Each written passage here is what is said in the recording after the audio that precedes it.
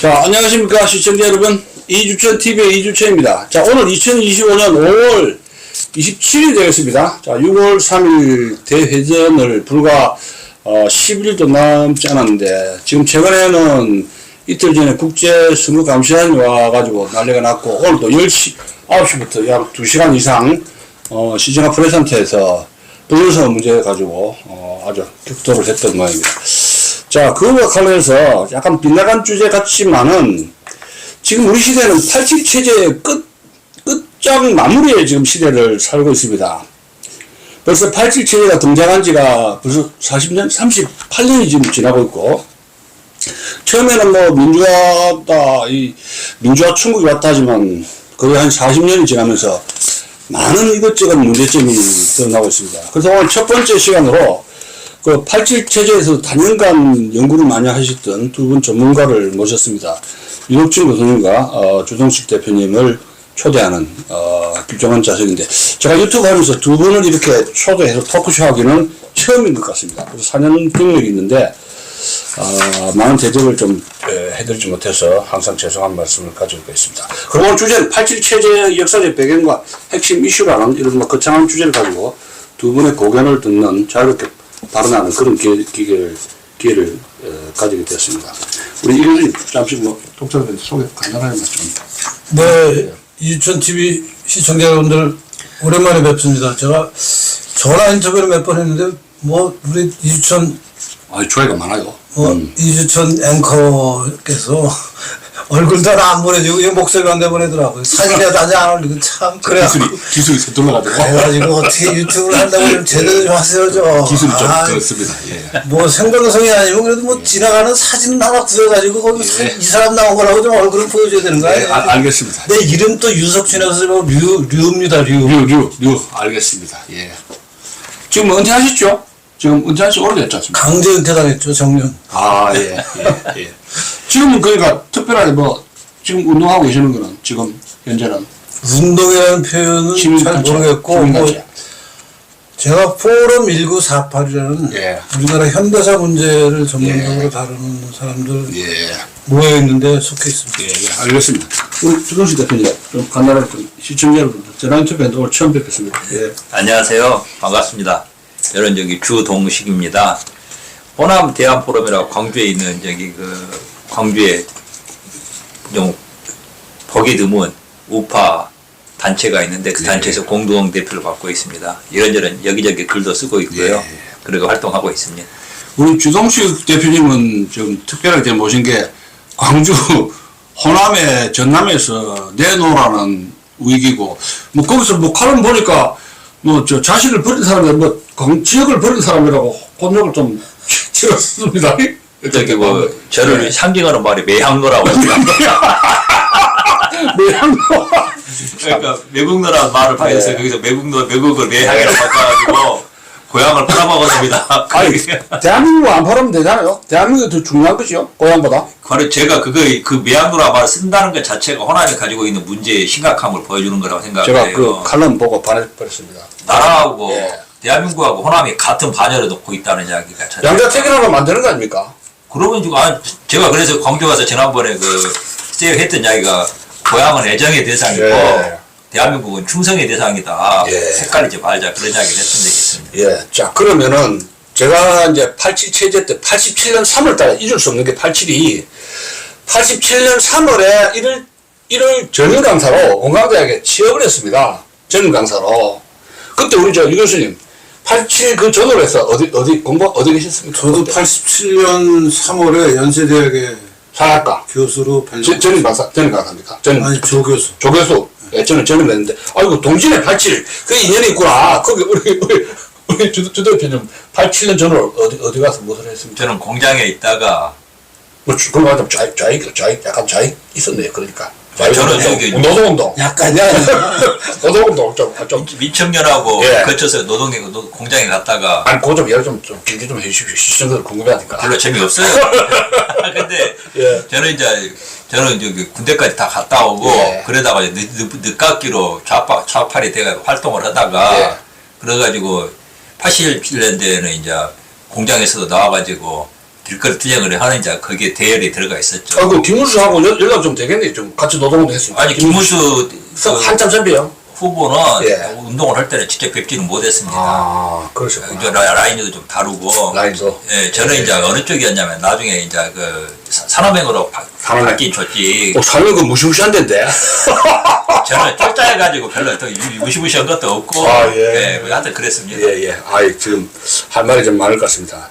자, 그러면은 우리가 제가 80년대 참 그 6년 반 미국에 유학을 했었는데 사실은 제가 50 시절을 막 그 50이 등장할 때 전두환 대통령이 등장할 때는 제가 미국 유학 갔기 때문에 신문으로만 봤지 않습니까? 우리 유교수님도 마찬가지일 건데 50을 한번 좀 간단하게 평가해보고 왜 87 헌법 체제가 등장하게 되는가 그런 점에 대해서 우리 이것은 왜 그래 87 등장했다 보니까 50 계속 가면 좋은데 경제성이야 뭐 어떻게 보세요 그것? 아니, 그러니까 50이 이제 지금 와서 보면 여러 가지 장점이 있는데 네, 그때는 그때는 뭔가 50이 그 시대에 역행하는 권위주의 체제를 유지하는 뭐 아닌가, 국민적자 그런 생각들을 많이 했죠. 그때 7년째였죠 대통령 7년. 그렇죠. 7년 단임. 아 예. 우리 주 대표님 그때 그 시절 한번 좀 50을 한번 지금 평가 그 당시 어떻고 지금 어떻고 좀 한번 간단하게 좀. 저는 이제 고향도 광주이고 그런 데다가. 심했겠네 그게. 그렇죠. 그리고 80년대 그 5.18 때 예. 제가 사실은 여기 그 전남에 해안초소에서 근무를 하고 있었어요. 전투경찰로. 그래가지고 제 선배 동기 그다음에 그 직업경찰들 예. 그분들한테 이야기를 많이 들었어요. 아, 그래가지고 제가 자주 하는 이야기인데 5.18 이야기를 들으려면 시민들하고 예. 군인들 이야기만 들을 게 아니라 그 경찰들의 특징이 그 현장에 처음부터까지 같이 있으면서도 현장에. 양쪽으로부터 다 공격을 당하지 않았어요. 경찰이 샌드위치 됐네. 예. 그래서 경찰들 이야기를 들을 필요가 있다고 제가 자주 이야기하는데 그래서 제가 내 고향인데다가 예. 이야기를 자주 들었죠. 그래가지고 5.18의 참상 같은 것도 이제 너무 이제 뼈저리게 느끼고 그리고 이제 전두환 그러면 이제 일을 가는 이제 저도 군대 제대하고 학교 다니다가 늦게 운동에 뛰어들게 된 것도 결정적인 계기는 5.18이었거든요. 근데 이제 지금 와서 이제 제가 다시 한번 5.18 전두환이나 5.18에 대해서 다시 한번 평가하게 되는데 저는 사실은 그 서울의 봄이라고 그러잖아요. 서울의 봄. 영화 나왔잖아요. 예, 서울의 봄에서 충돌했던 그 두 세력. 예. 그러니까 학생들하고 시민들이나 그다음에 군인들. 예. 그리고 5.18 때 광주에서 충돌했던 그 두 세력. 예. 저는 본질적으로는 예. 지향하는 바가 같았다고 생각을 해요. 아, 그럼 노란발이인데요. 어떻게 뭐냐면은 70년대 말까지 그러니까 박정희 대통령 했던 박정희 대통령이 소위 말해서 이제 그 산업화를 위해서 여러 가지 그 철공 통치를 했죠. 민주적인 그런 걸 보류 유보를 한 그런 상황에서 박정희 대통령이 이제 서거신 뒤에는 그 다음에 최고의 시대적 과제는 포스트 박정희 시스템을 건설하는 거라고 저는 생각을 했거든요.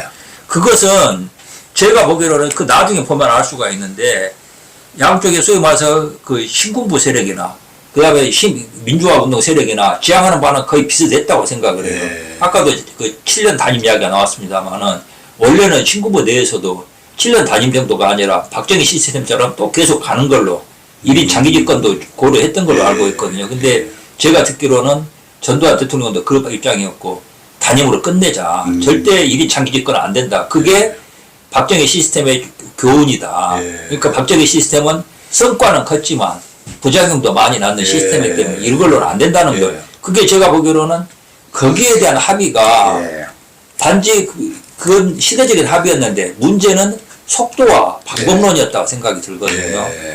저는 거기서 당시 대한민국의 소위 말해서 오피니언 리더들이랑 그 다음에 지식인들 이런 분들 그 다음에 재계 이런 분들의 합의는 전두환 방식 그러니까 소프트 랜딩을 하자. 그 양김씨나 이런 분들처럼 과격한 방식이 아니라 느리고 완만한 속도로 가자는 합의가 있었고 그게 승리한 게 저는 50이라고 생각을 하거든요. 근데 저는 50과 전두환에 대해서 생각하면서 제가 지금 생각하게 되는 것은 단일 정권으로서 가장 유연화 개방화 통행금지 없었잖아요. 통행금지. 그러니까 아니 유연화 개방화 조치를 가장 많이 한 게 저는 50이라고 유학 생각해요. 자유화도 하고. 제가 그 혜택을 아니 소유자 저도. 저기 그뿐만이 아니라 예. 그 연좌제를 없앤 것도 전두환 대통령. 그 초기 없었어요. 예. 지금 초기에 81년도. 예. 성형금지 없애고 예. 그 다음에 교복자유화 또. 예.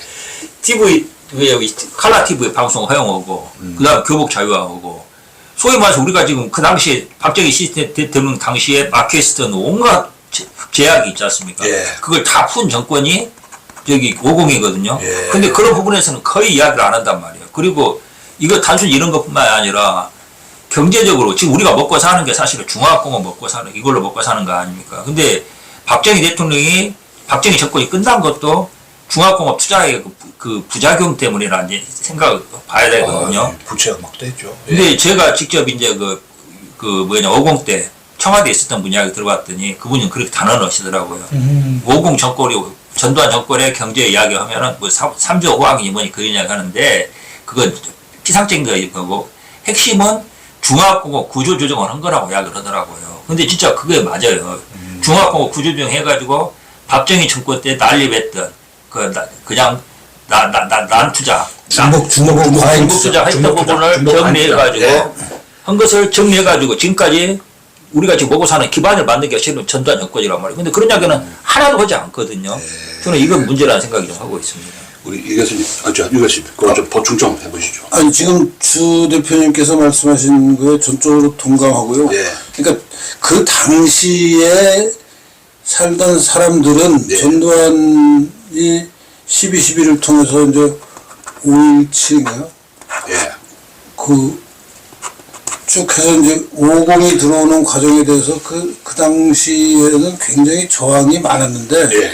한편으로 저항이 대학을 중심으로 한 저항, 제야 시민 운동권을 중심으로 한 저항이 엄청난 것도 사실이었지만 동시에 지금 주 대표님이 말씀하신 그 당시에 그걸 발전 연합이라고 얘기해야 되나 뭐 하여튼 그 재벌로 대표되는 기업인들 예. 또 그 당시에 좀 그 소프트 랜딩을 민주화를 좀 점진적으로 하자 예. 라는 생각을 가진 지식인들 그 사람들은 박정희 체제와 좀 다른 방식으로 예. 이 박정희 체제를 이제 서구식 민주주의로 넘어가는 중간 단계의 어떤 예. 그 작업이 필요하다라는 생각을 했고 거기에 반해서 이제 제야 운동권이나 학생들은 뭐 과격하게 예. 바로 지금 그래서 그 과격한 게 심지어는 혁명하자는 얘기까지 막 연결이 됐으니까 예. 그거를 이제 일정한 경계를 하면서 저지를 하면서 예. 스무스하게 이 박정희 체제의 어떤 경직된 부분이랄까요? 아까 얘기한 뭐 경제적으로 보면 중화공업에 투자한 것이 잘한 것이지만 처음 하는 일이라 당군일에 처음 하는 일이라 중복 과잉의 문제가 심각했어요. 그거를 전두환 정권의 자유화 정책을 배경으로 해서 그 당시 경제수석 하던 분 이름이 뭐더라? 그분이 김재익 수석의 역할이 굉장히 컸고 예. 김재익 수석이 그런 것들을 굉장히 시장 경제에 맞게 잘 다듬어서 우리나라가 좀 박정희 체제 이후에 급격히 무너졌을 수도 있었는데 무너지지 않고 이제 그 다음 단계로 넘어가는 7년의 안정적인 기간 그리고 그게 이제 결국 노태우까지 쭉 연결이 되니까요. 굉장히 중요한 역할을 저는 했다고 생각하는데 사람들은 그 부분은 말씀하신 대로 안 보고 기억도 안 하고 전두환 때려 죽일다 이라는 식으로만 특히 이제 광주에서 호남에서 그렇게 얘기들을 해서 그게 지금 어떻게 보면은 뭐 정치적 PC로 자리 잡게 되면서 이제 지금 이런 얘기도 사실은 저희 같이 내놓고 이제 이런 얘기 하는 사람들이나 이런 얘기를 하지 보통 사람들은 이런 얘기 잘 못해요. 아니 그러니까 지 박사가 감옥에 있을 때 쓴 책 중에 하나가 여러 책을 썼는데 전두환이라는 책 쓴 거 알죠? 제가 이걸 읽어봤는데 그 전두환을 다시 생각하더라고요. 그래서 말하자면 이제 전두환의 업적이라는 게 혁명, 극자 혁명을 방진하면서 소프트 랜딩 했다는 게 정치적으로 그게 큰 역할을 한 거 아닙니까? 그죠? 그리고 박정희 정권의 부작용을 소프트화 시켰지 않습니까? 부드럽게. 그거 이제 어떤 그 다 시대적인 합의였다고 보고요. 예. 대한민국에서 보면은 그 전반적인 국민적 합의였다고 봐요. 예. 그래서 사실은 양김이 당시에 서울에 보면 그다음 학생운동 세력이 결국은 정권을 못 잡고 미뤄진 거라고 생각하는데 예. 저는 이제 또 그 우리나라가 IT 산업, IT 그 IT, 예. 정보화가 굉장히 이제 세계적으로 인정받고 그런 부분인데 그걸 그 출발점이 된 게 그 국가기관 전산망 사업이라는 게 있습니다. 오명. 예. 오명 그 장관. 예. 오명 장관. 예. 그것이 저기 전두환 때 그 뿌리를 내린 거. CDMA 음성분할 다중 접속인가 뭐. 저기 그러니까 그걸 나중에 그 김대중이 한 것처럼 IT 산업을 마치 자기가 이 과실을 따먹었는데 씨 뿌리고 물 주고 가꾼 것은 전두환이고 박정희 때부터 한 그 작업이에요. 잘 모르시고 있는데 저기 실은 우리나라에서 저기 그 어느 자기 저기 주소지 동사무소가 아니고 주민센터가 아니고 어디서나 어디 주민센터나 가서 예. 그 민원서를 뗄 수 있게 된 게 얼마 그렇게 오래전에 않았잖아요. 예. 근데 그게 처음에 언제 시작된 거냐면은 사람들이 이거 이야기 들으면 깜짝 놀라더라고요. 예. 1979년에 박정희 대통령 임기 말년에 예. 그게 완성이 됐어요. 그거 어디서 저기 시범 사업을 했냐면 충청 북도에서 1년 동안 시범 사업을 했습니다. 충청 북도는 바다가 없는 데잖아요. 그러니까 방첩의 위험이 없다고 그래가지고 거기서 1년 동안 시범 사업을 해가지고 성공을 했어요, 기술적으로. 박정희 대통령이 돌아가시지 않았으면 80년대 때부터 그게 시행이 될 예정이었거든요. 예. 박정희 대통령 돌아가시면서 그게 연기가 됐어요. 예. 제가 이것은 그 당시에 사업을 직접 담당했던 분하고 인터뷰를 해서 알게 된 사실입니다. 예. 근데 이제 그만큼 그 사실은 그 어떤 국가 발전이라는 부분에 있어서는 우파가 정권이 주도해서 해왔는데 예. 제가 그래서 우파는 건국도 하고 산업화도 했는데 예. 정치는 한 적이 없다. 네. 과실을 못 따먹었네요. 근데 좌파는 죽어라고 정치만 하고 지금 대한민국은 그 결과다 이야기를 하는데 예. 우검도 저는 비슷하다고 생각을 합니다. 보면은 어떤 그 과도기라고 그럴까 그걸 굉장히 훌륭하게 관리한 정권이라고 저는 생각을 하거든요. 예. 근데 전두환 이야기 하면은 뭐라고 딱 붙어버리냐면은 살인마 뭐 이제 이런 식으로 돌아간단 말이에요. 근데 그래가지고 지금 돌아가신 뒤에도 묻힐 때도 없게 만드는 건데 이거 저는 좀 대한민국이 요거도 죄로 갈 일이라고 생각을 합니다. 정말 그렇습니다. 아니, 아니 유고를 어디 서울의 범 보셨죠? 서울의 범. 그 영화는 뭐 하도 나 텔레비에서 기가 막혀서 나와가지고 그거 보셨죠? 서울의 범. 맞습니다. 나 기가 차다니까 그거 영화 보니까 말이에요. 참. 예, 저는 이제 이게 그리고 5.18도 예. 저는 이걸 인정해야 한다고 보는데 그러면 하나 묻고 싶은 게 예. 광주에 있는 5.18 도올 단체나 이런 쪽에 묻고 싶은 게 그러면 전두환이나 신군부가 처음부터 광주 시민들을 학살하려고 군부를 투입했겠느냐. 아니 여기 50 때부터 우리가 알고 있지만 전두환 정권이 5.18에 대해서 얼마나 큰 역사적인 부담을 가지고 있었고 거기서 벗어나라고 근데 군인이 현지에 가서 민간인을 다치게 하고 살상하고 그러면은 어마어마한 그게 자기들한테 역사적인 부담을 돌아간 건다는 걸 아는데 일부러 그랬겠냐는 거죠. 그건 아니고 저는 우발적인 충돌이라고 보거든요. 거기서 우리가 저 전제를 깔아야 될 게 아쉽게도 당시 신군부의 주역이 하나의 정치군인들 아닙니까? 근데 하나의 보면은 그 구성을 보면 알지만은 거의 영남 출신 엘리트 군인들로 구성이 되어 있었어요. 그러니까 특징이 뭐였냐면은 호남의 청사 같은 걸 이해하기가 곤란했다는 거예요. 근데 이게 비극이 뭐가 있었냐면 그 전에 5.18 얼마 그 전에 박정희 대통령 돌아가기 11일 전에 부마 사태가 있었잖아요. 부마 사태 부마 항쟁이 있었는데 그때 경찰력으로 진압이 안 됐어요. 예. 그러니 경찰로 진압이 안 되니까 공수부대가 투입이 됐단 말이에요. 예. 상공수인가 제가 기억을 하고 있는데 그러니까 순식간에 진압이 됐어요. 그때 하나의 출신이 신군부가 어떤 잘못된 교훈을 얻었냐면은 빨리 진압을 하려고 그러면 공수부대를 투입하면 된다. 저는 이런 교훈을 얻었다고 생각을 해요. 근데 잘못된 교훈. 신군부가 착각을 한 게 잘 오해를 했던 게 부마하고 부산 마산 지역하고 광주하고는 정서가 다르고 김대중 영향력이 다르다는 것을 고려를 못한 거예요. 그러다 보니까 빨리 수습을 하고 이제 출발을 해야 되는데 포스트 박정희 시스템으로 그걸 위해서 강경 진압을 했는데 그게 우발적으로 충돌해가지고 위협 사태로 갔는데 그냥 물론 신군부가 잘못했다는 것은 그 대목에서 이해를 인정을 할 수밖에 없지만 그런다 해서 고의로 그런 건 아닌데 살인마라는 것은 고의적인 거라는 이야기가 아닙니까? 이런 식으로 몰아가는 거 언제까지나 이런 식으로 역사의 질곡을 그대로 안고 갈 것인가?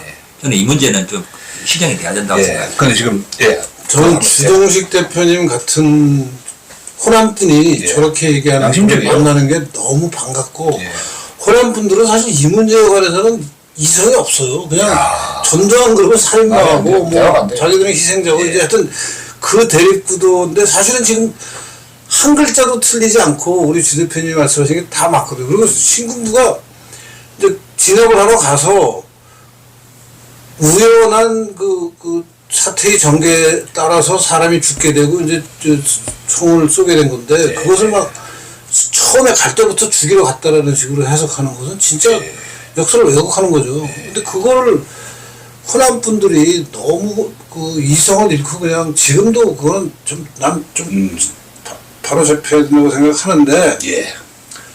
호남 분들 중에 우리 주동식 대표 같은 식으로 예. 어프로치하는 분들이 별로 없더라고요. 참 문제.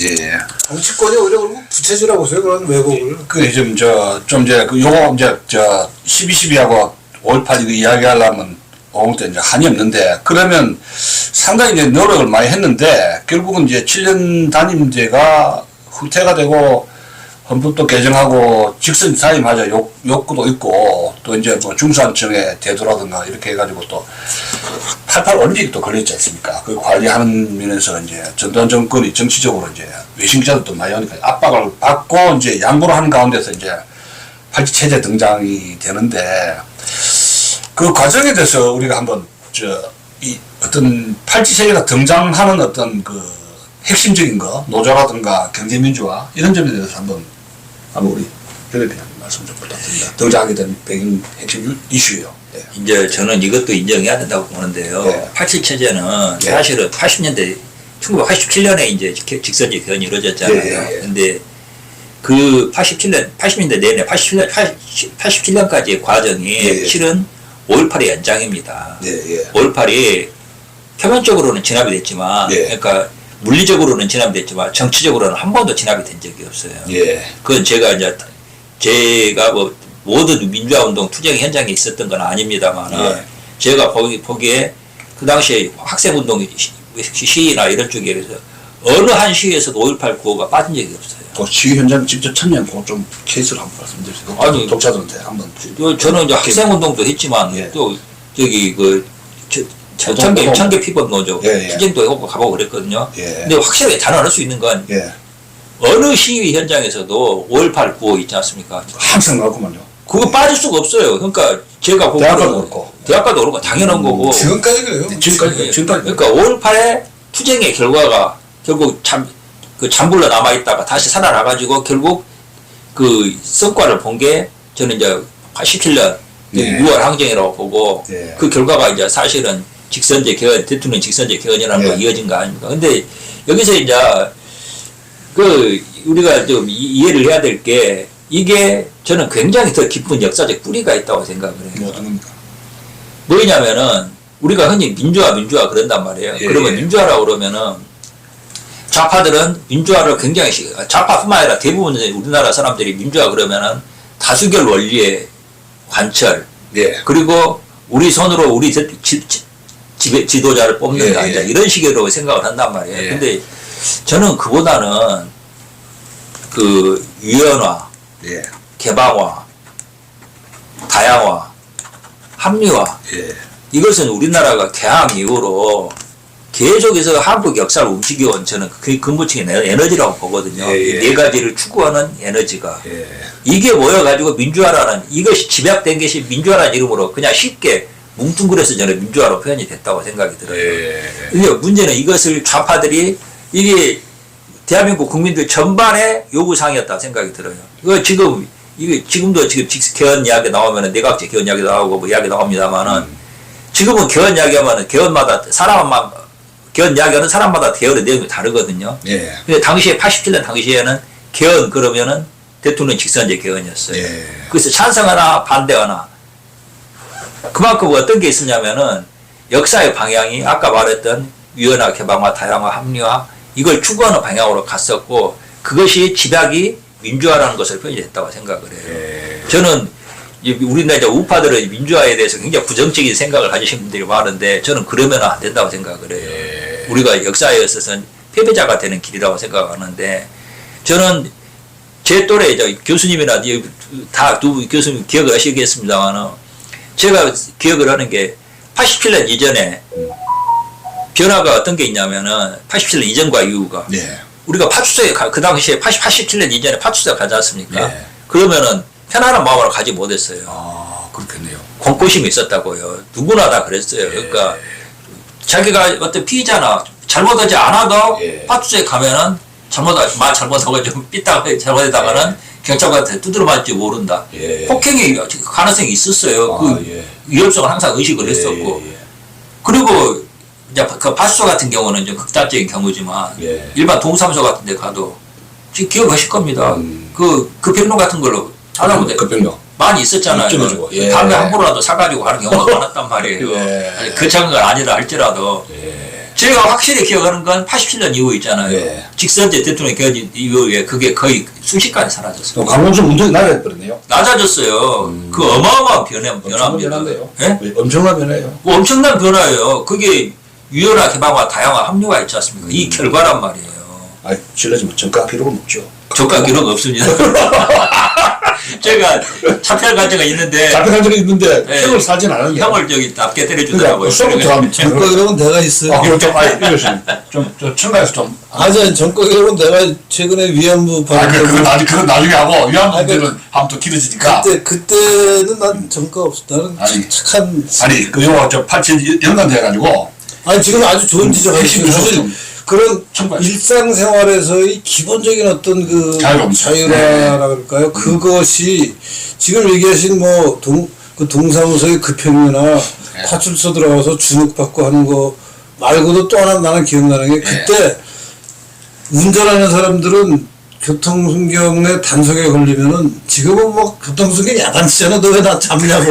내가 뭘 잘못했다고 잡냐 그러고 뭐 근데 그때는 막 그 찔러준 게 있어요? 그때는 이게 면허증 밑에다가 돈 5,000원, 10,000원짜리. 딱 꽂아서 이렇게 교수님이 말씀하시니까 기억나는데 아, 그래요? 당시에 저 전투경찰 출신이었잖아요. 그리고 알아요.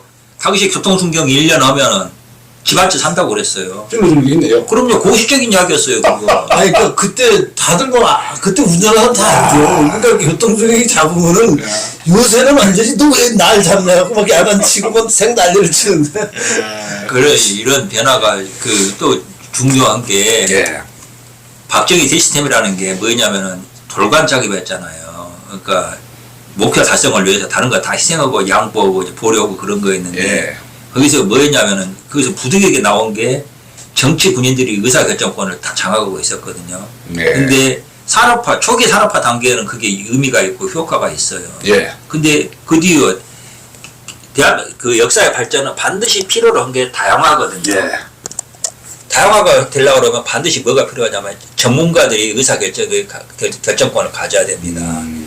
그거는 근데 지금 말씀하신 게 약간 전 비약이라고 생각하는 게 이제 5.16 혁명 직후에는 정치화된 군인들이 이제 의사결정을 많이 했지만 박정희가 민정으로 돌고 나서 6.3 사태 거치고 한일국해 정상하면서 각 분야의 테크노크라트들 최고 전문가들을 박정희 주변에 많이 아니 모았어요. 근데 아버님 아니, 그건 사실인데. 장관에 계셨잖아요. 아버님이. 그러니까 아버님 청와대 계셔서. 아니 그러니까 지금 말씀을 하시니까 이제 제가 좀 보충하는 얘기를 하면은 그러니까 박정희 때 5.16 직후에는 군인들이 뭐 또 그때는 어떻게 보면 군인들이 가장 우리나라에서 선진적인 직업 집단이었고 예.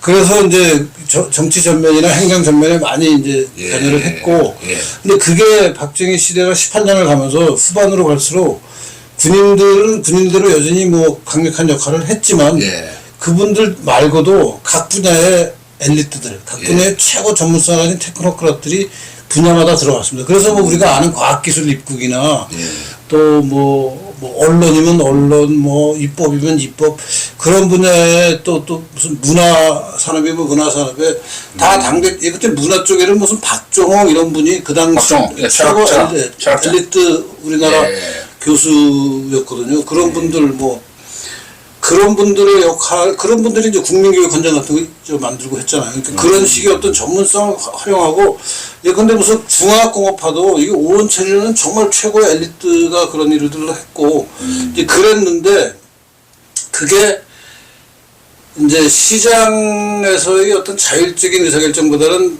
이제 중앙에서, 특히 이제 청와대에서 기획하고 집행하는 게 세서, 하다 보면 큰 흐름에서는 굉장히 큰 역할을 했는데 지금 얘기하신 대로 시장 밑에서 보면은 뭐 중복 과잉의 문제라든가 뭐 하여튼 규제가 지나치다든가 여러 가지 그 말썽이 있는 것을 이제 박정희 대통령이 돌아가시고 나니까 막 밑에서 분출하고 그러면서 이제 그 이제 자유주의 흐름하고 자유를 달라는 흐름하고 섞이면서 굉장히 혼란이 벌어진 거를 아까 말씀대로 전두환 정권, 노태우 정권이 관리를 잘 했죠. 관리. 관리를 잘 했습니다. 그 지금 제가 이제 팔찌체제 이거 보면은 항상 떠오르는 게 뭐냐면 경제민주화 그거든요. 경제민주화. 그 김종인 씨고 자기 자랑 엄청 하잖아요. 김종인 씨가. 18번이에요. 그때는 김종인 씨가 사실은 의료복지한 그 박정희 때 의료복지를 기획하는 팀 멤버였어요. 김종인 씨. 김종인 씨가. 네. 수석 의료업자예요. 수석. 예. 그러니까 예. 김종인 씨가 독일서 공부를 하고 와서 처음에는 그 의료보험을 우리나라가 박정희 대통령이 구상을 해서 이제 시작을 하잖아요. 예. 그리고 북산에 녹십장가 하는데 뭐 이제 의료보험을 일시에 모든 국민에게 할 수 없으니까 이제 능력이 있고 뭐 그 재원이 있는 그런 집단부터 조금씩 확대하는데 그 의료보험 시스템을 만드는데 김종인 씨가 관여를 하면서 역할을 꽤 했어요. 예. 그래서 김종인의 어떤 그 평가가 그때는 굉장히 좋았어요. 예. 근데 이게 이제 나중에 정치적인 오늘 갖다 김대중 갖다 영상 갖다 막 카메라처럼 기가 막히게 됐죠. 그 역정을 이제 김대중이 따라다니면서 나중에 그래서 김종인이 너무 잘 나가니까 예. 무슨 평화은행인가 동아은행인가 그 이북 출신들이 만든 은행에서 무슨 뇌물을 받아가지고 구속까지 한번 있었죠. 세건 한번 쳤잖아요. 그게 아니 그 노태우 때 이분 김종인 씨 경제민주화 이거 어떻게 생각나는 점 있습니까? 이거 굉장히 그 인물인데 인물은 전주 출신이죠. 저 부안 김제 출신인가 그래요. 제가 뭐 출신은 잘 모르는데 저기 정말- 이야기 들어보니까 예. 광주에서 초등학교를 다닌 적이 있다고 그러더라고요. 제가 예. 같이 다닌 분의 이야기를 들은 적이 있었는데 예. 근데 이제 뭐 저는 김병로 씨 아들이잖아요. 김병로 예, 대법원장 예, 했던 예, 초기에 예. 전국회. 그분은 호남분이죠. 예, 맞습니다. 근데 저기 저는 경제 민주화라는 게 옛날에 저기 그 여기 이승만 대통령 그 2차 개헌이 1951년인가? 예.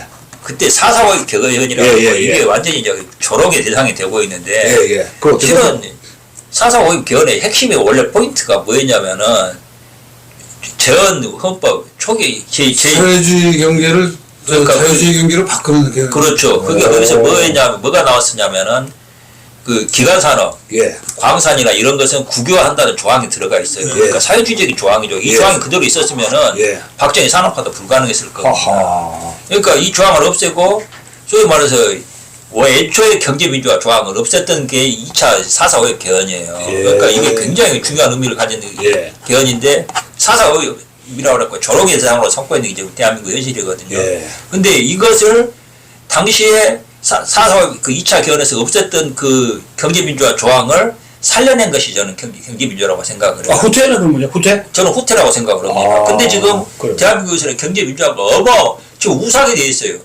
근데 우상으로 삼고 있는 세력이 일부 있고 예. 많은 사람들이 경제민주화는 말이 안 된다는. 김종인 아니, 박사가 근데- 심심하면 이거 팔아보고요. 그럼요. 자기 거 이상하게 간판 상품이라니까. 박근혜 대통령조차도 경제민주화를 따라했잖아요. 그러니까 박근혜 대통령이 속은 거. 아니 근데 지금 보세요. 규제 강화, 노조 활동 권리 강화고 기업 활동 제약 이런 모든 게 근거가 경제민주화라는 데 뿌리를 두고 있어요. 그러니까 이런 이야기 하면 사람들이 경제민주화 그 조항 하나가 구체적인 게 조항이 하나도 없는데 그게 문제는 경제민주화라는 것이 들어가게 된 배경이 사회적인 그 분위기 있지 않습니까? 예. 그것이 끼치는 영향이라고 봐야죠. 지금도 보면은 경제민주화는 성역이에요 지금. 그러니까, 재미난 게, 사실 잠깐만. 시장 경제 경제는 경제학 용어고, 이게 민주는 정치학 용어거든요. 그러니까 이게 정치하고 경제하고 짬뽕 믹스. 제가 하는 말이 경제민주화라는 게 사실은 사기고 경제 정치화라고 봐야 돼요. 그렇죠.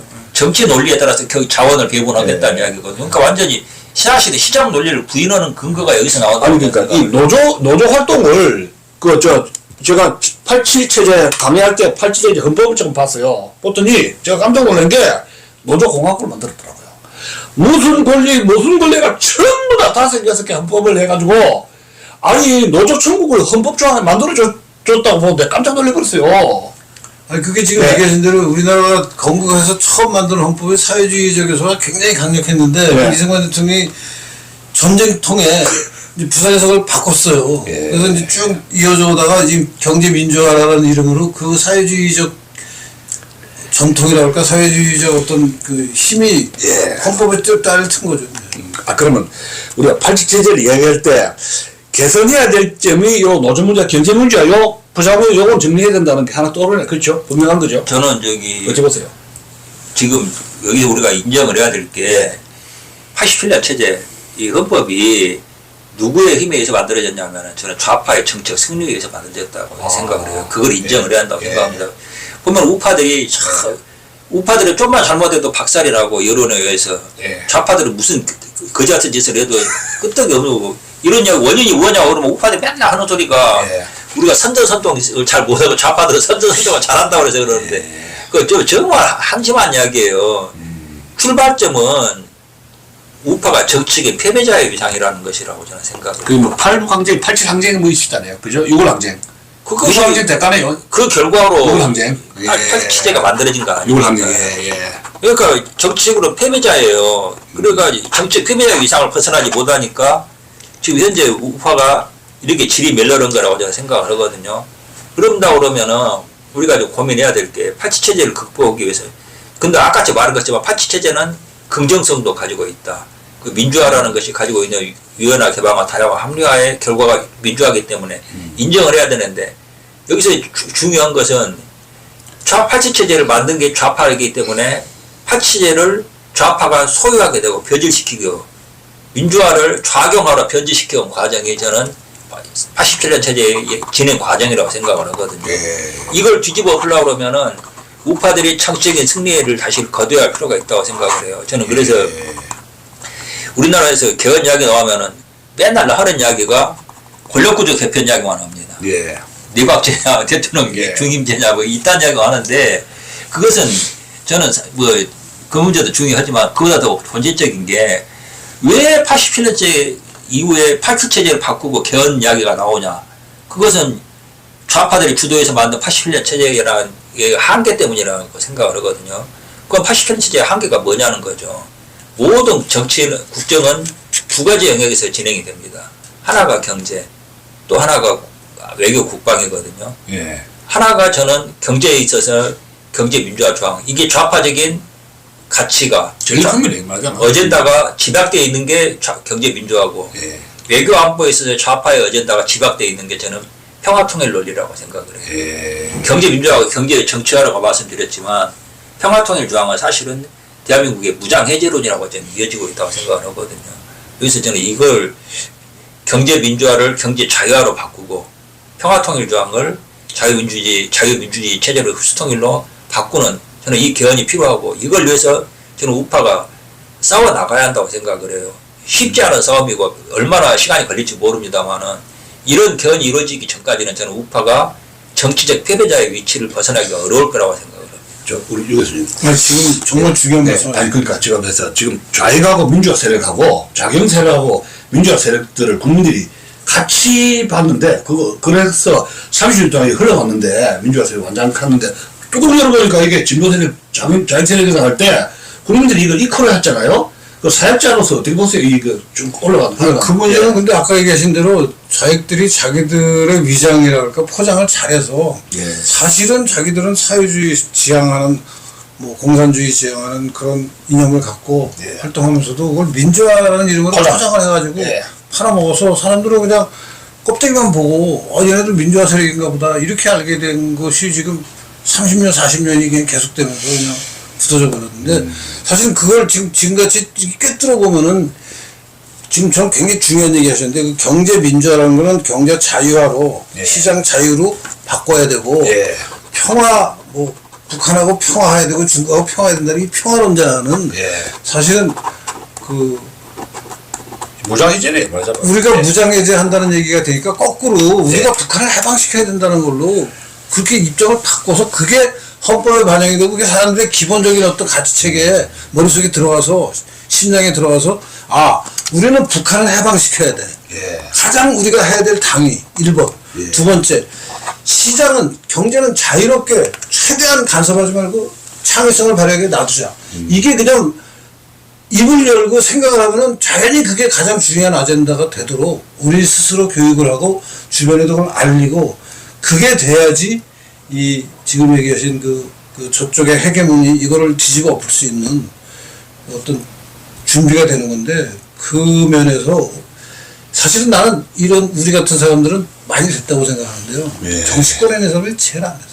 근데 지금 교육 언론의 문제 아닙니까? 결국 그죠? 교육 언론이 이렇게 사태의 원인인데 교육의 원론도 그 예. 원인이라고 보기는 어렵고 결과라고 그것도 저는 봐요. 출발점이 이렇게 아까 말씀드렸지만 예. 정치의 패배자라는 건 정치라는 게 뭐가 중요하냐면은 모든 이슈 있지 않습니까? 부분 이슈가 종합된 게 정치 이슈가 되는 거예요. 그렇기 때문에 정치적으로 승리했다는 건 모든 정당성의 원천을 장악한다는 이야기입니다. 게다가 그것이 그 정치적인 승리가 헌정에 반영이 되잖아요. 예. 그게 개헌이라고 보는데 그러면은 그 헌정이 다시 재구성되지 않는 한 그러니까 개헌이 다시 이루어지지 않는 한 그 위세를 바꾸고 일상을 바꾸기가 쉽지 않은 거예요. 보면은 지금 모든 언론인이 학자니 문학인이 모든 쪽 애들이 좌파적인 요소에 그 돼 있잖아요. 좌파에 오염이 돼 있어요. 그 이유가 뭐예요? 얘들은 굉장히 쉽게 생각하는 거예요. 헌법에서 좌파가 옳다고 하고 헌법이 보장하고 있는 거나 마찬가지예요. 그러니까 당연히 그 사람들은 대한민국이 옳은 거 좌파들이 좌파적 도그마가 옳은 거구나 받아들일 수밖에 없어요. 솔직히 이야기드릴게요. 우리나라에서 지금 문학인이 뭐냐 어느 애들이 뭘 알아요. 저는 이 대목에서 정말 심각한 문제가 그러니까 언론이나 이런 쪽에서도 특히 지식인들수록 이게 굉장히 문제가 심각합니다. 그러니까 당연하게 대전제로 받아들이는 거예요. 그래도 그렇게 하다가 5.18 때마다 그 우파 정치인들이 지도자들이 가가지고 5.18 묘역에 가서 무릎 꿇고 잘못했다고 사과하고 기숙수도 묘비 닦아주고 그러고 있으니 아니 보통 사람들이 그냥 여기 그런 모습을 보고 어느 게 옳다고 당연히 받아들이는 거예요. 지금 무서운 게 저는 아까도 이야기 나왔습니다만 1, 2, 3, 4, 5, 60이거든요. 예. 근데 1공부터 5공까지 어느 공화국도 6공화국처럼 길게 유지된 공화국이 없어요. 6공화국이 지금 가장 길어요. 게다가 좀 몇 년 더 지나가면 1공화국부터 5공화국 기간 전체보다도 6공화국 기간이 길어질 거예요. 이게 뭘 의미하느냐. 그만큼 좌파들의 이 어떤 패권이 확고하고 그 다음에 또 이거 인정하기는 싫지만 국민들이 또 6공화국 체제에 대해서 상당히 만족도가 높다는 그런 부분도 인정을 해야 돼요. 그러니까 이 문제를 근데 지금 대한민국에 저는 지금 사실은 좌파들의 패권에 의해서 무너져 가고 있다고 생각하거든요. 굉장히 위험하고 절실한 상황인데 여기 대해서 우파들이 좀 너무 고민이 적다는 생각을 많이 합니다. 근데 지금 말씀하신 것 중에 이제 그 기간으로 비교하면은 6공화국이 지금 40년 38년인가 그래서 40년이지. 네. 그래서 앞에 1, 2, 3, 4보다는 굉장히 엄청나게 길어서 너무 지나치다고 얘기했는데 앞에 1, 2, 3, 4는 사실은 대충 비슷한 이승만 시대나 박정희 시대나 뭐 그 다음 5공화국까지는 아니, 그만큼 2공화국 잠시 몇 개월 빼고는 다 비슷하거든요. 그래서 저는 어느 정도 균형이 됐다고 봐요. 40년, 40년. 이제 그만큼 과거에는 헌정이 있잖아요. 안정되지 않았다는 안정되지 않았죠. 근데 지금은 6공화국이 있잖아요. 헌정이 상당히 안정된 건 사실이라고 인정을 해야 된다고 봐요. 그러니까 헌법은 안 바뀌었지만 앞에는 헌법이 계속 바뀌었지만 바뀐 헌법을 보면 전체적으로 이제 좀 비슷한 게 있어요. 87체제 이전은 우파가 주도하는 체제였고 그렇죠. 그 뒤로는 또 좌파가 주도하는 체제였다고 보거든요. 그래서 좌파 주도와 우파 주도의 기간이 이제 어느 정도 비슷해졌으니까 그래서 제가 하는 말이 새로운 시스템으로 가야 된다는 거. 그 변증법 사회주의자들이 하는 말이지만 반 합. 그러니까 87체제 이전이 정이고 87체제가 반임이라고 하면 이제는 합으로 나가야 될 7치 아니냐.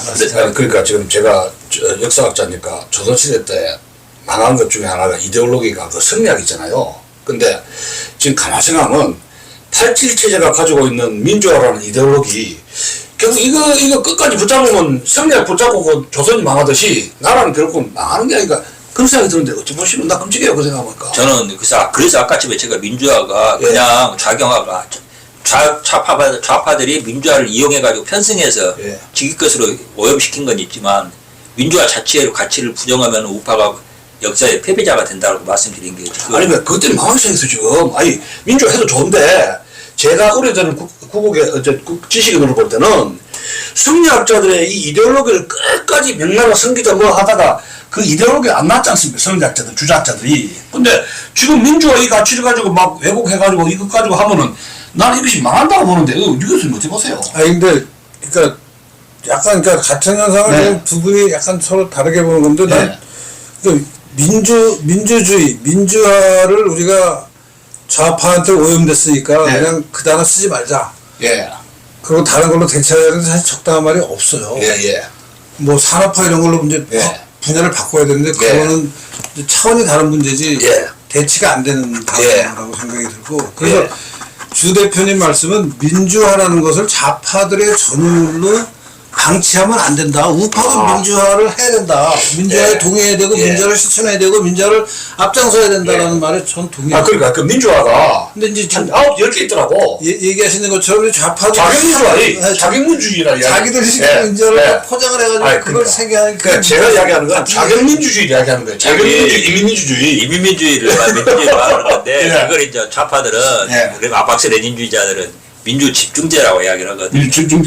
거기서 예. 그 민주 집중제를 부정할 수 있는 가장 강력한 근거가 뭐냐면은 예. 공화정이에요. 공화정. 공화정의 법칙은 사실은 이 저기 법치의 원리거든요. 예. 그러니까 공화정은 아무리 많은 다수가 동의를 해도 무너뜨릴 수 없는 근본 원리가 있는 거예요. 예. 그걸 무조건 무너뜨리지 않는 게 공화정의 원리고 그게 권력 분립의 원리고 예. 공동 통치의 원리거든요. 예. 그것을 사실 그래서 저는 우리나라에서 개헌한다고 그러면은 양원제도 고민해야 한다는 생각을 좀 해요. 그 양문제 누가 공약으로 요번에 많이들 얘기하더라고요. 아니 전광 목사 총괄다가 이제 미끄러졌는데 전 목사가 제가 그 양문제 제가 그 이야기를 좀 몇 년 전부터 해요. 하셨어요? 예, 왜냐하면은 우리가 양원제도 뭐가 양원제가 뭔지도 몰라요. 근데 양원제에서 상원이라는 게 뭐냐면은 예. 하원은 그때그때 변화되는 이 민심을 반영하는 게 하원이라고 그러면 상원은 아무리 민심이 바뀌어도 근본 변하지 않는 기본적인 정체성을 보수하는 게 상원이거든요. 그렇죠. 예. 지금 사실은 헌법재판소가 상원 역할을 하고 있는 거예요. 근데 지금 개판 아닙니까? 개판이죠. 그러니까 상원이라는 것은 영국 같은 경우는 상원이 귀족계급이나 이런 거 아니까 사실은 예. 그 나라의 주인들이 말하는 거예요. 예.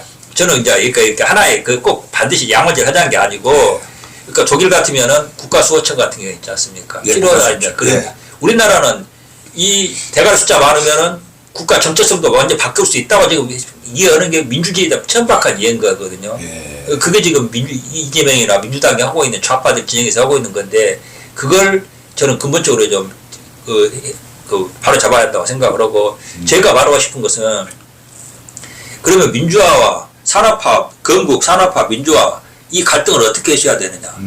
민주화를 다른 개념으로 바꾸는 부정하고 그럴 게 아니라 저는 이 상위에 놓인 개념 그러니까 산업화와 민주화 이 건국과 산업화 민주화를 하나의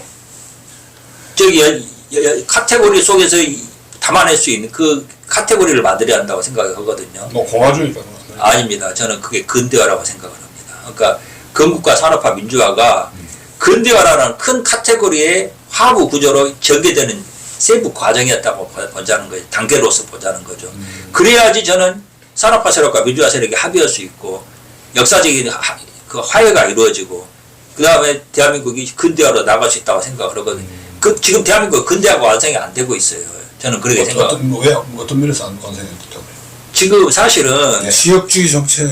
근대화가 뭐냐면은 여러 가지 이야기를 하지만 제가 말하는 게 근대화라는 거 하나의 시스템이라고 보는데 여기 그 산업혁명부터 시작해가지고 사유재산, 예. 법치, 예. 인권, 민주, 개인 이런 모든 요소가 하나로 시스템으로 굴러가는 게 저는 근대화라고 보거든요. 예. 근데 지금 민주화 이후에 이렇게 근대화를 이런 속에서 근대화 민주화도 근대화라는 카테고리 속에서 이해를 해야지 민주화의 가치를 제대로 이해할 수가 있어요. 근데 지금 좌파들은 민주화를 내세우면서 뭘 부정하느냐면 근대화의 가치를 부정해요. 사유재산 부정하고 예. 법치 부정하고 예. 개인의 자유 이런 거 권력 분립 이 원리를 예. 부정하고 있잖아요. 예. 이게 민주화를 내세워서 근대화를 부인하는 거거든요. 그러니까 보다 큰 가치를 부정하고 있는 거예요.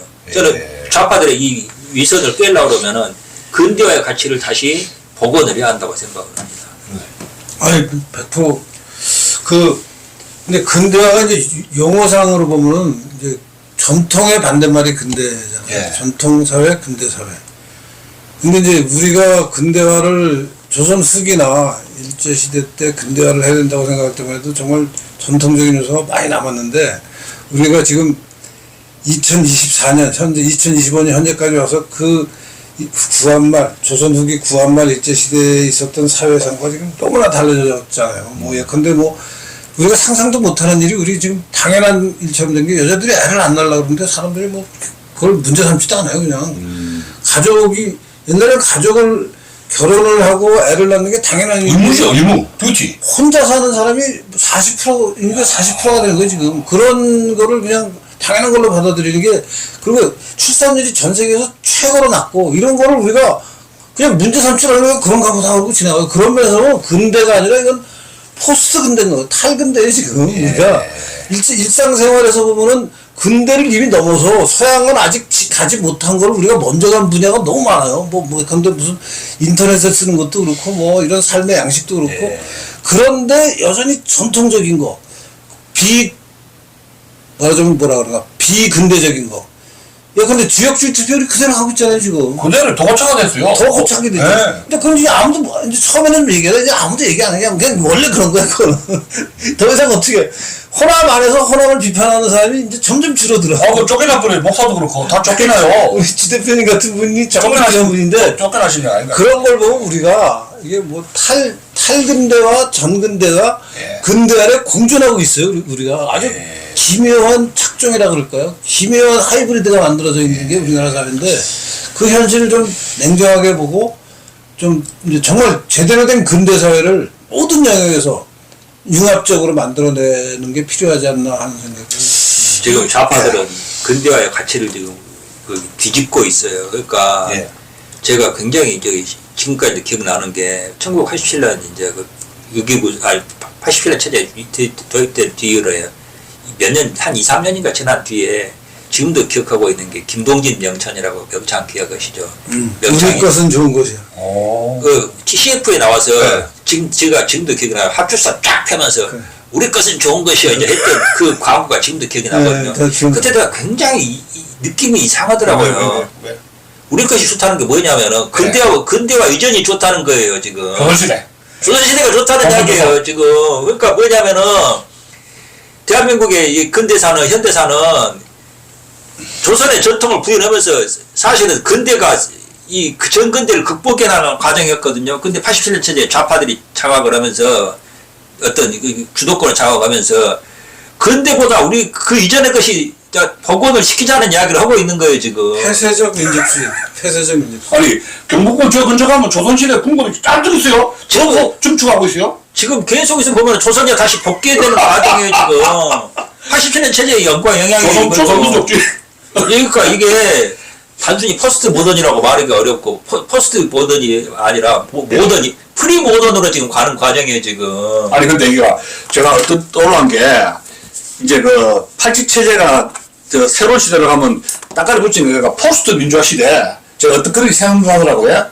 그래서 이거는 이제 민중민주주의도 아니고 어떤 자유민주주의에서 저 업그레이드된 그런 민주화 시대로 가야 된다고 생각하는데 용어는 마땅히 생각이 안 나요. 아니 그거를 지금 그 용어를 지금 제안하시기에 근대 사회를 완성하자라는 근대사회를 그러니까 모든 영역에서 근대를 완성하자. 근데가 아직 우리는 예. 완성이 안 돼 있어요. 지금 충분성향이 뭐야 충분성향이. 한반도 근대사회, 현대사회 있잖아요. 한 2세기였지 현대사회에 예.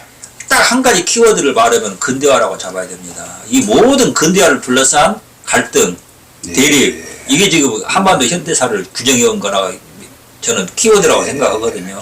이 문제 아직 우리가 해결이 안 돼 있어요, 지금. 지금 좌파들이 교수님 말대로 포스트 모던으로 가는 거라면 차라리 다행이겠는데 그게 아니고 포스트 민주화 시대. 프리 모던으로 가고 있어요. 저는 전근대로 가고 있다니까요. 저는 앞으로 가려는데 시대 분위기는 전근대로. 제가 호남 문제 이야기할 때 자주 하는 이야기가 호남에 대해서 한국의 한국이라고 제가 그 표현을 자주 써요.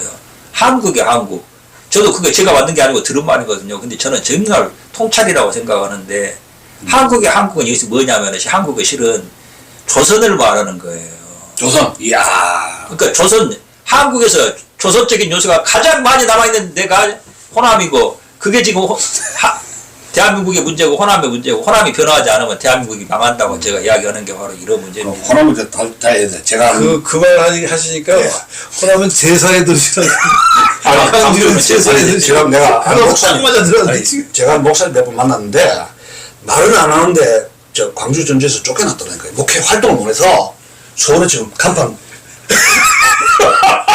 말은 뭐예요? 남의 일이 아니지. 호남에서 쫓겨났다. 목사들도 아니 당연히 자가 지금 못하고 있어. 아니, 그때 그 오여시 마을 때 저는 예. 내가 그 이런 말을 해도 될지 모르겠습니다만 저는 제가 그 광주에 가가지고 예. 광주는 제사의 도 5.18 제사의 도시라고 이야기하고 그런 뒤로 예. 호남은 비가역적인 변화에 접어들었다고 이야기하거든요. 그게 뭐죠? 그게 그러니까 절대 과거로 돌아가지는 못한다는 겁니다. 그러니까 저는 호남이 변화해가지고 우파로 대한민국 세력으로 바뀔지언정 속도는 느릴지언정 그 과정으로 가고 있고 그 뒤전으로 돌아가지는 못한다는 거예요. 저기 그 뭐냐 윤석열 대통령이 있잖아요. 당선될 때 그 굉장히 중요한 변화가 하나 있었어요. 16% 넘었죠. 87년 체제 이후로 우파 후보가 처음으로 광주에서 10%를 넘었어요.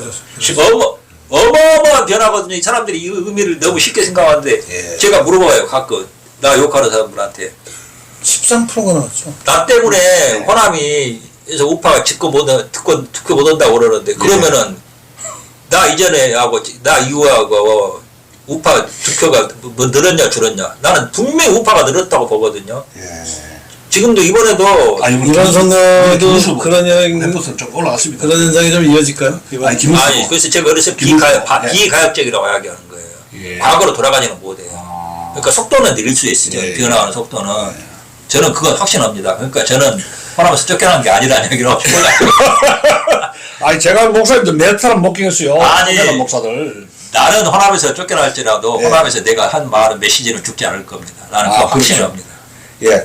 자, 그러면 이제 요약으로 넘어가야 되는데, 87 체제의 이제 헌법의 핵심적인 거는 경제민주화 쪽으로 노조공화국이 됐다는 거 하고, 굉장히 많은 그 단체에 자유를 줬더라고요. 그런데 이제 대통령 역량은 축소시켜서 결국은 두 대통령이 탄핵당한 거 아닙니까? 저는 그래 보는데, 그 당시에 그 87 체제 헌법의 특징을 보면 직선제, 대통령제, 정치적 개방, 뭐 선거혁명, 지방분권화, 또 민주주의 해서 권력 분립해서 사회적인 변화하고 부의 재분배, 그다음에 정치적인 권력 구조에 대통령이 권위주의적이니까 대통령의 권한을 여기저기 의회라든가 이런데 뭐 헌법재판소 뜯어가지고 이렇게 주장해가지고 이렇게 막구를 짰는데 뭐 제 추측인데 그 당시에 그 삼김씨의 어떤 사적 욕망 5년짜리 교대로 해먹겠다 이래서 아마 갈라먹기식으로 했는데 김종필만 못하고 하여튼 그 김정삼은 죽기 전에 한 번씩 했지 않습니까? 그래서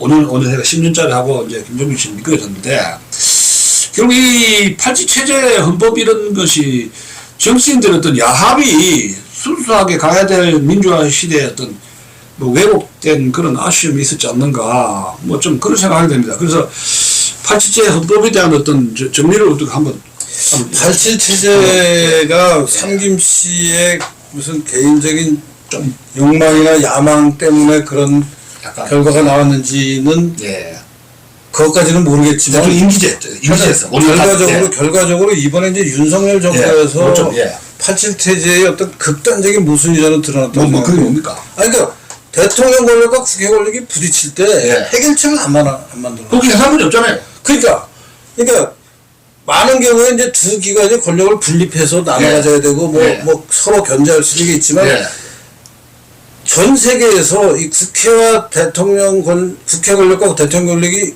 요즘같이 최근에 우리나라 같이 부딪히고 갈등하면은 국회를 해산해요. 해산물이 있어요. 그러고선 다시 선거를 해서 국회 권력을 재구성한 다음에 그래도 과거 같은 국회는 대통령이 물러나겠죠.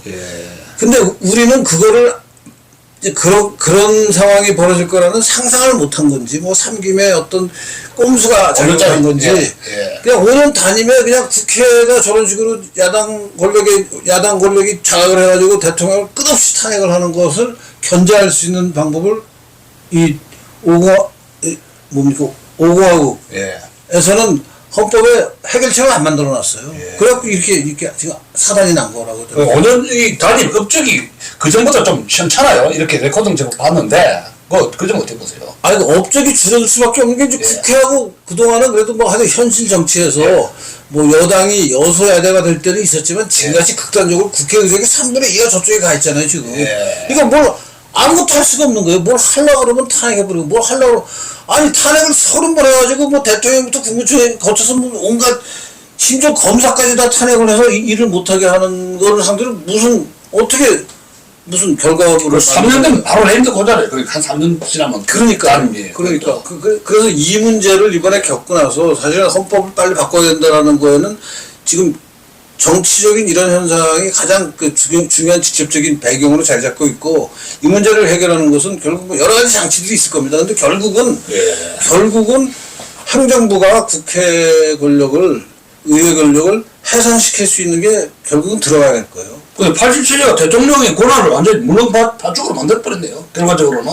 어떻게 보세요? 그럼 어떻게 좀 다른 시각 쪽에? 저는 우리나라에서 이제 지식인들, 특히 좌파 지식인들이 사람들을 우롱하는 그 용어가 몇 개 있는데 뭐 직접 민주주의 뭐 그런 것도 있지만 그 중에 또 하나가 제왕적 대통령제라는 말이거든요.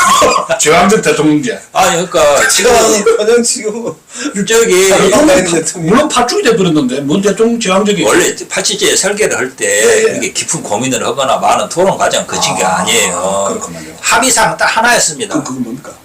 권력 독점은 막는다. 그러니까 대통령도 할 만한 놈은 다 하나씩 해먹자. 그래서 그게 합의사항이 5년짜리. 5년 단임제예요. 그러다 보니까 이제 제왕적 대통령제라고 불릴 만한 요소가 있는 건 사실입니다. 그건 뭐냐면은 정부가 커진 것을 가지고 제왕적 대통령제라고 그래요. 정부 그런가? 비대한 또 정부. 어느 나라나 다 그런 거예요. 근데 그건 어느 나라 그런 다 거거든요. 그렇죠. 그리고 근데 대통령이 지휘해야 될 정부 사이즈는 계속 커지는데 제왕적 대통령 권한 자체는 굉장히 약하단 말이에요. 굉장히 심하게. 그리고 지금 87제의 특징은 지금 이제 87제가 완전히 종결됐다고 보는 게 정부 기관들끼리 서로 수쟁을 하고 있잖아요. 서로 간에 견제와 균형이 아니라 서로 난투극을 벌이고 있어요. 인사하고 검사끼리 막. 그러니까요. 이전 투구라고 있어요. 그러니까 이게 공수처와 경찰. 지금 87제의 특징이 뭐냐면은 여러 가지 권력을 누구도 독점하지 못하게 하고, 그 다음에 전문가, 제가 아까 교수님하고 전문가의 결정권이 커진 사회가 50이라고, 60학이라고 이야기했는데, 어떤 구조로 가고 있냐면은, 각자가, 특히 전문가들이 자기 영역에서는 자기 권한을 철저하게 이 이권은 지키고, 기득권. 다른 쪽에서 자기들 건들지 못하게 하고, 그게 지금 저는 87제의 특징이고, 언제 그거 돼요? 잠깐만 좀 제발. 저기 그 대통령이라는 것이 그래서 얘들 보기에는 눈에 가신 거예요. 왜냐하면은 자기네들이 부분의 그 이권, 자기 고유의 이권을 건드릴 수 있는 존재이기 때문에 그래서 대통령을 이렇게 난타하는 거라고 생각하거든요. 그리고 87제가 아무것도 결정을 못해요. 오직 할 수 있는 건 다른 쪽에서 뭐 하려고 그러고 막는 역할로만 87제가 강점이 있는 거예요. 그러니까 이것을 바꾸려고 그러면은 저는 아까 제가 말씀드렸던 저기 그 두 개 경제민주화 조항하고 평화통일 조항을 바꾸는 것하고 해가지고 저는 그 정치가 결국 저는 정치의 핵심이 결정하는 거라고 생각하거든요. 근데 지금 우리나라 정치는 아무것도 결정할 수 없는 상황에 몰려있다고 생각하기 때문에 그 기능을 복원시켜야 한다고 생각을 합니다. 그러니까 제가 느낌이 말씀 들으니까 그래서 노무현 대통령하고 윤석열 대통령이 공통적으로 한 말씀이 뭐냐면 대통령은 못 해먹겠다. 노무현 대통령도 그랬어요. 그리고 윤석열 대통령도 12.3 기함할 때 그 대통령직 못하겠다고 해서 기함한 거거든요. 자, 그래서 이제 정리를 좀 한번 해보시면은 유 교수님 이거 이제 어떻게 다 해야 아니, 그러니까 이제 87 체제가 한 40년 가까이 지속되면서 뭐 일정한 성과도 봤다고 얘기할 수도 있지만 최근에 와서 계속 그 모순과 문제가 누적이 되고 아주 극단적인 형태로 지금 사회를 혼란스럽게 하고 있으니까 이번 대선을 거치면서 이제 정치권에서 개헌이 화두가 자연스럽게 지금 개헌 얘기를 누구나 다 하고 있습니다. 그래서 그 개헌에 또 백가쟁명이 되겠죠. 백가쟁명이 될 텐데 하여튼 그래도 87 체제의 지금 이런 그 우리가 겪고 있는 혼란과 문제를 다음번 체제에서는 이게 이제 7공화국이 올 텐데 예.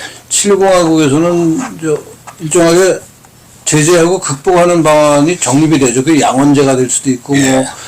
뭐 대통령 중임제가 될 수도 있고 여러 가지 형태인데 국회와 행정부가 국회와 대통령이 이런 식으로 지금 작년에 윤석열 대통령 집권 시에 부딪히던 식으로 부딪히면은 양쪽 다 아무 일도 못하는 겁니다. 그냥 개판돼 버리는 거예요. 실제 개판이 됐고요 지금.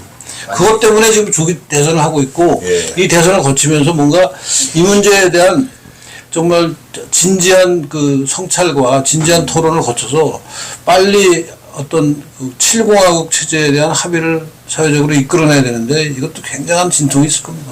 쉽지 않을 겁니다. 개헌을 깔아야 돼서 마무리한다. 예. 저는 이제 사실은 이제 개헌 이야기 다시 나와서 말씀드렸는데 예.